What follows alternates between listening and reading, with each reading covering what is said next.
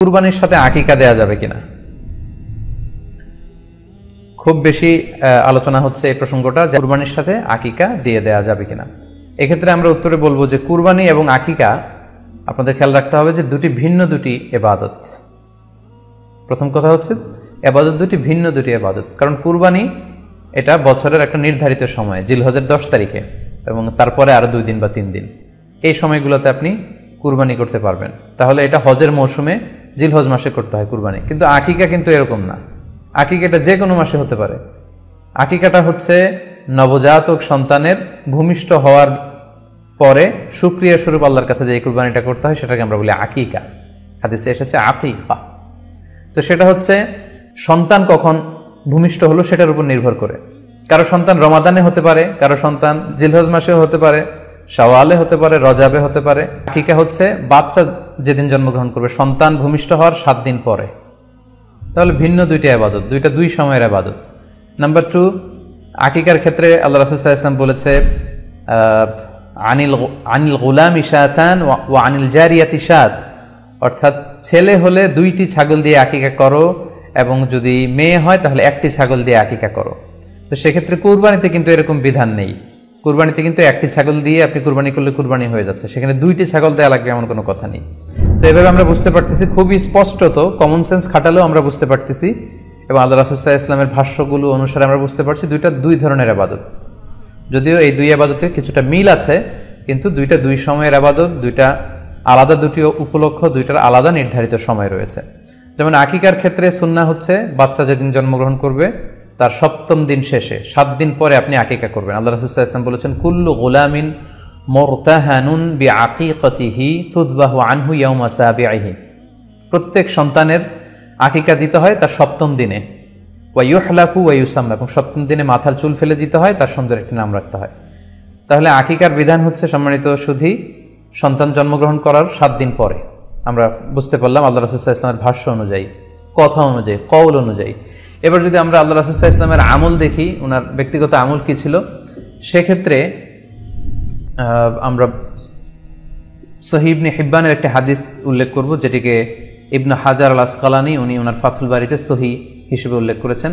আয়েশা রাদিয়াল্লাহু তাআলা আনহার বর্ণনা, তিনি বলেন যে আক্কা রাসূলুল্লাহ সাল্লাল্লাহু আলাইহি ওয়াসাল্লাম আনিল হাসানি ওয়াল হুসাইনি ইয়াউমা সাবিঈ ওয়া সাম্মাহুমা। আল্লাহ রাসূল সাল্লাল্লাহু আলাইহি ওয়াসাল্লাম নিজে ওনার দৌহিত্র অর্থাৎ ওনার নাতি হাসান এবং হুসাইনের আকিকা নিজে করেছেন 7ম দিনে, এবং 7ম দিনে তাদের নাম রেখেছেন। একজনের নাম রেখেছেন হাসান, আরেকজনের নাম হুসাইন। অর্থাৎ হাসান রাদিয়াল্লাহু আগে জন্মগ্রহণ করেছিলেন, ওনার চেয়ে ছোট ছিল হুসাইন, উনি পরে জন্মগ্রহণ করেছেন। তো ওনাদের জন্মের পরে 7 দিন পরে আল্লাহ রাসূল সাল্লাল্লাহু আলাইহি ওয়াসাল্লাম ওনাদের আকিকা দিয়েছিলেন, এবং 7ম দিনে উনি আকিকাও দিয়েছেন এবং তাদের নামও রেখেছেন। তাহলে আল্লাহ রাসূল সাল্লাল্লাহু আলাইহি ওয়াসাল্লামের কওলি হাদিস, ওনার ভাষ্য মতে আমরা জানলাম উনি বলেছেন 7ম দিনে আকিকা দিতে হয়, এবং ওনার ব্যক্তিগত আমল থেকে আমরা জানতে পারলাম যে উনি ওনার 2 নাতির আকিকা দিয়েছেন 7ম দিনে এবং নাম রেখেছেন। তাহলে এ থেকে আমরা সুস্পষ্ট বুঝতে পারি যে আকিকা দিতে হয় সন্তান জন্মগ্রহণ করার 7 দিন পর, 7ম দিনে। যদিও তবারানিতে আরেকটি হাদিস এসেছে যেখানে বলা হয়েছে যে আকিকা 7ম দিনেও দেয়া যায়, 14তম দিনে দেয়া যায়, 21তম দিনে দেয়া যায়। যদি 7ম দিনে কেউ দিতে না পারে কোনো কারণে, তাহলে 14তম দিন, না পারলে 21তম দিন।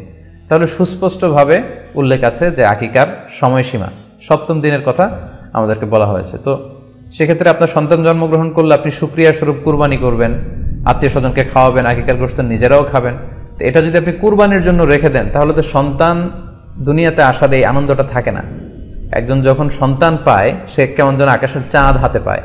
তো তখন তার 7 দিনের মধ্যে যে আনন্দটা থাকে, ওই দিন তার নাম রাখা হবে, আত্মীয় স্বজনরা আসবে, বাচ্চাকে দেখবে, দোয়া করবে, তখন আকিকা করে গোশত নিজে খাবেন, আত্মীয়দের খাওয়াবেন, পাড়া প্রতিবেশীদেরকে দিবেন। এটা হচ্ছে সন্তান ভূমিষ্ঠ হওয়ার উপলক্ষকে কেন্দ্র করে এই আকিকা।